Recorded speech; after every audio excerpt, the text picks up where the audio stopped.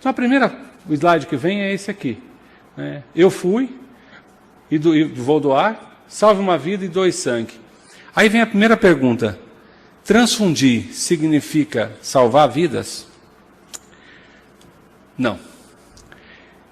Transfusão tem sido utilizada na moderna medicina por mais de 100 anos. Achamos que a transfusão em pacientes anêmicos pode melhorar o resultado clínico. Achamos. Por quê? Porque isso nunca foi plenamente investigado ou comprovado. Então, se eu buscar hoje uma evidência, a evidência que eu consigo mais forte é que as medidas restritivas em relação à transfusão de sangue, elas mostram um resultado melhor, mais benéfico ao paciente do que as terapias liberais.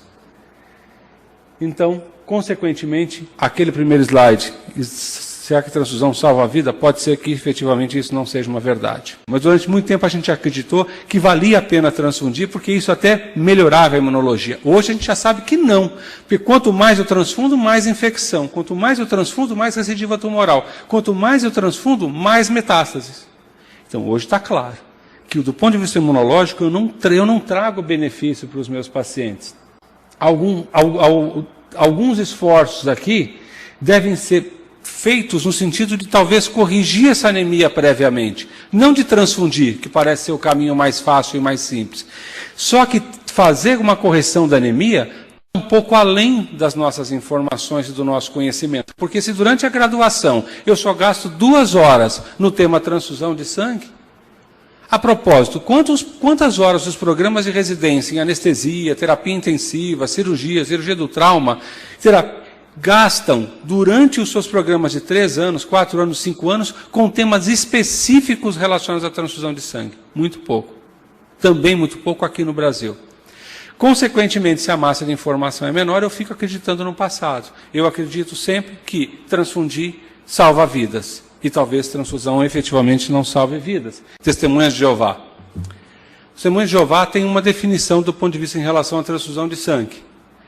Eles, efetivamente, do ponto de vista bíblico, eles acham que existe uma justificativa para eles não aceitarem transfusão de sangue.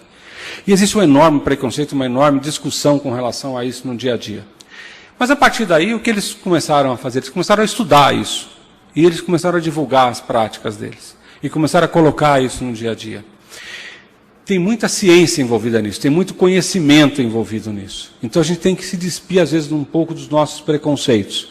Porque na hora que eu falo que durante a graduação médica, nos Estados Unidos, menos de 2 horas são gastas em relação à transfusão de sangue, muito provavelmente, quando a gente coteja com a outra informação, que 60%, 70%, 80% das transfusões são inadequadas ou indevidas, nós estamos devendo. Então a gente tem que tomar um pouco de cuidado com o nosso preconceito.